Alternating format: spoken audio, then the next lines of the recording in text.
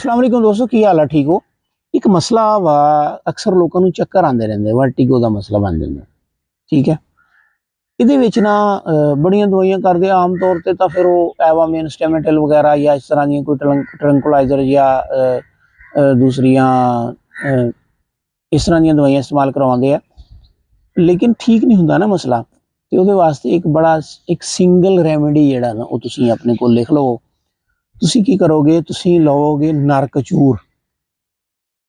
ਕਚੂਰ ਲਵੋਗੇ, ਇਹਦਾ fine powder ਬਣਾ ਲਓਗੇ ਔਰ ਇਹਦਾ ਤੁਸੀਂ 500 ਮਿਲੀਗ੍ਰਾਮ ਦਾ ਕੈਪਸੂਲ 500 mg ਦਾ ਕੈਪਸੂਲ ਬਣਾ ਕੇ ਤੁਸੀਂ ਆਪਣੇ ਕੋਲ ਰੱਖ ਲਓਗੇ।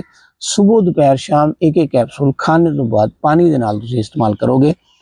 ਤੇ ਅਗਰ ਤੁਹਾਡਾ ਚੱਕਰਾਂ ਦਾ ਮਸਲਾ ਇੱਕ ਹਫ਼ਤੇ ਦੇ ਵਿੱਚ ਖਤਮ ਹੋ ਜਾਵੇ ਤੇ ਠੀਕ ਆ, ਇਹਨੂੰ ਇੱਕ ਹਫ਼ਤਾ ਮਜ਼ੀਦ ਇਸਤੇਮਾਲ ਕਰਕੇ ਤੇ ਫਿਰ ਬੰਦ ਕਰ ਦਿਓ।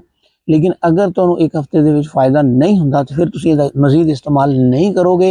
फिर तुसीं अपने किसी करीबी मुस्तनद यूनानी मुआलिज दे नाल जाके राबता करोगे, तशखीस करवाओगे, ताकि देखा जाए कि किहड़ी ऐसी वजह वा जिहदे नाल तुहाडा जिहड़ा चक्करां दा मसला ये बन रहा। ठीक है जी, वीडियो नू शेयर जरूर करियो क्योंकि सदका जारिया वा। लाइक भी करना वा, कमेंट करके अपनी राय का इजहार जरूर करिया करो। तो अगर तुसी साडे कोलों पूरे मुल्क दे विच किसी भी जगह ते दवाई मंगवानी होवे तो असीं भेजांगे।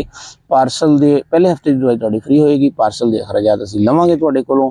अगर तुसी साडा क्लिनिक विजिट करदे हो तो पहले हफ्ते की दवाई तुहाडी फ्री होएगी, उस तो बाद असीं रूटीन दे चार्ज करांगे।